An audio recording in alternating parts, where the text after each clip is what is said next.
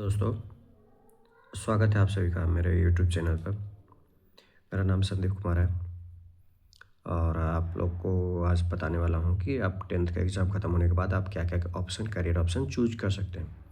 इसमें से सबसे पहला जो करियर ऑप्शन है वो है साइंस का। तो साइंस के फील्ड में आप जो है किसी को मैथ्स के साथ साइंस करना है, साइंस, फिज़िक्स, केमिस्ट्री और मैथ्स तो उसके लिए इंजीनियरिंग बेस्ड ऑप्शन रहेगा। वो आईआईटी, एनआईटी का प्रिपरेशन कर सकते हैं या स्टेट इंजीनियरिंग का प्रिपरेशन भी कर सकते हैं या फिर प्राइवेट कॉलेज में एडमिशन ले सकते हैं स्कोर जेईई मेंस के स्कोर के बेसिस पर, या फिर पर्सनली जो है हर एक स्टेट का अपना अपना, हर एक प्राइवेट यूनिवर्सिटी का भी अपना अपना इंट्रेंस एग्ज़ाम होता है। तो उसके बेसिस पर आप जा सकते हैं इंजीनियरिंग में। उसके अलावा फिर बात करें आगे का फ्यूचर का, तो अगर इन केस आप 12th के बाद जो है आपको बताए, उसके बाद का आप कमेंट कीजिएगा तो हम दूसरा वीडियो में उसको बना देंगे कि साइंस में क्या हो सकता है अपॉर्चुनिटी 12th के बाद।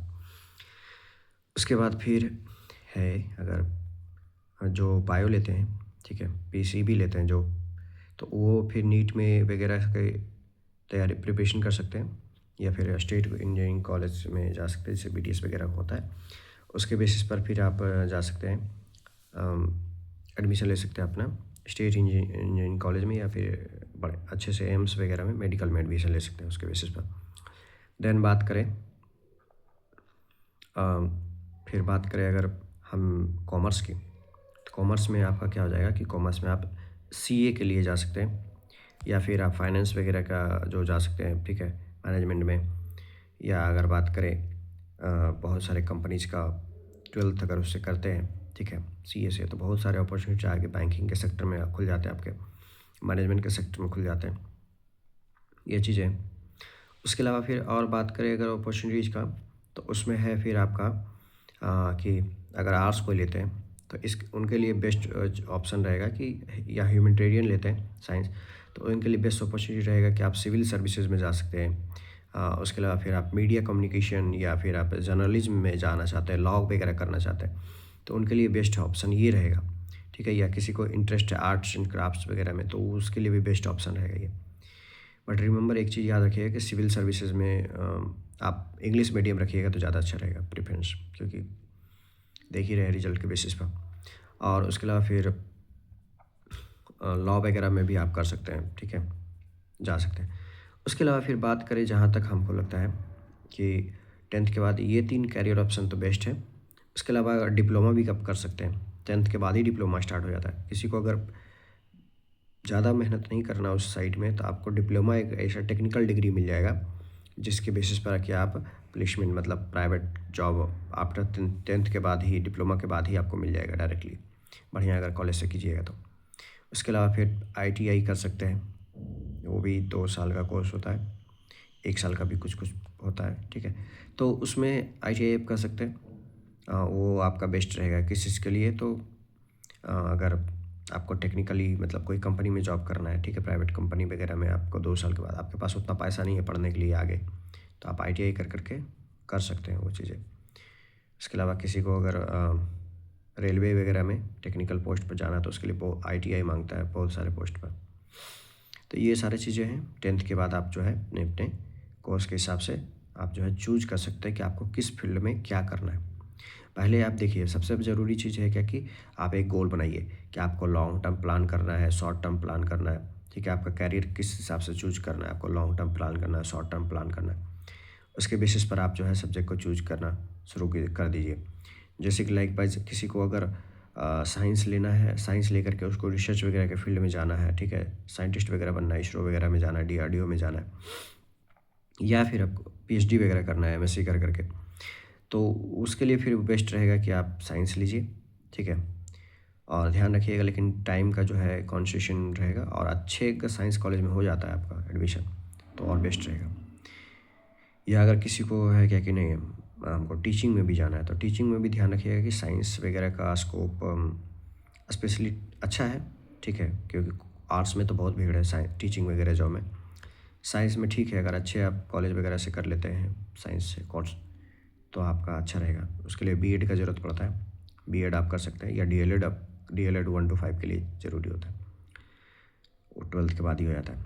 तो वो उस फील्ड में भी आपको हम अलग से वीडियो बना करके बताएंगे कि आपको ग्रेजुएशन में कौन सा सब्जेक्ट रखना चाहिए, सो दैट कि आपको सब्जेक्ट कॉम्बिनेशन अच्छे से हो सके। अदरवाइज़ आप टीचिंग फील्ड में अगर आते हैं तो सब्जेक्ट कॉम्बिनेशन का बहुत ज़्यादा इशू होता है। जैसे कि हाल ही फिलहाल में KVS केंद्रीय विद्यालय का और नवोदय विद्यालय का फॉर्म निकला था। उसमें केमिस्ट्री ऑनर्स जिनका जिनका भी स्टूडेंट का केमिस्ट्री ऑनर्स और फिजिक्स ऑनर्स था, उनको फॉर्म नहीं भरने दिया गया। क्यों? क्योंकि उनके लिए लिखा गया था कि आइदर मैथ सब्जेक्ट में आप मैथ वाला ही भर सकते हैं, और साइंस वाले सब्जेक्ट में जिसका बॉटनी या जूलॉजी से ऑनर्स है वही भर सकते हैं। तो फिजिक्स केमिस्ट्री वाला भर ही नहीं पाए। इसी तरह से इसका एकलव्य वाला जो है EVS मॉडल, हाँ एकलव्य स्कूल वाला जो आता है उसमें भी नहीं भरने दिया गया था फिजिक्स केमिस्ट्री वाले को। तो ये चीज़ें हैं, आप ध्यान रखिएगा, ठीक है।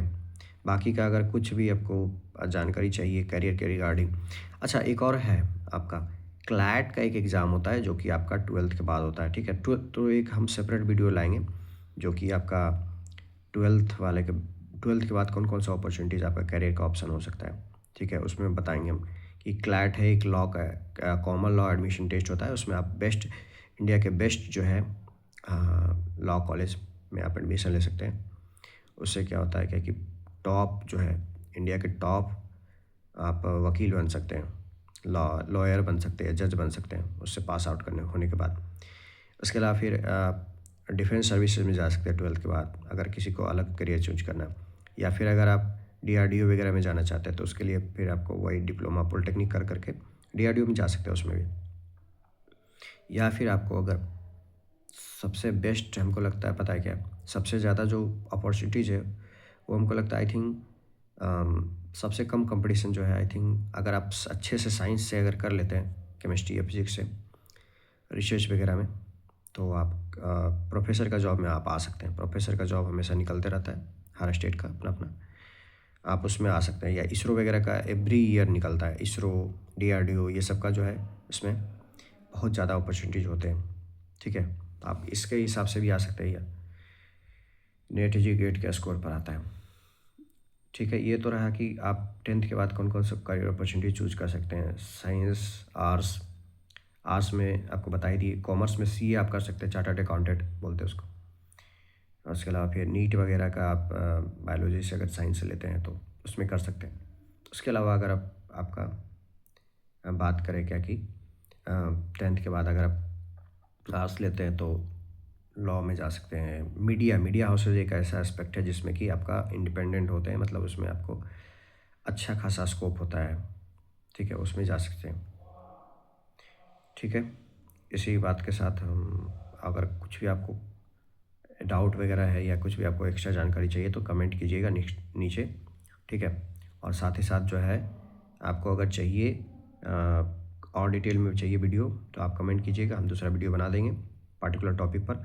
और साथ ही साथ सब्सक्राइब कर लीजिए इस चैनल को सब्सक्राइब नहीं करते आप लोग देखते वीडियो, चैनल को सब्सक्राइब कर लीजिए और लाइक शेयर ज़रूर कर दीजिए, कमेंट ज़रूर कीजिएगा कैसा लगा वीडियो। Thank you.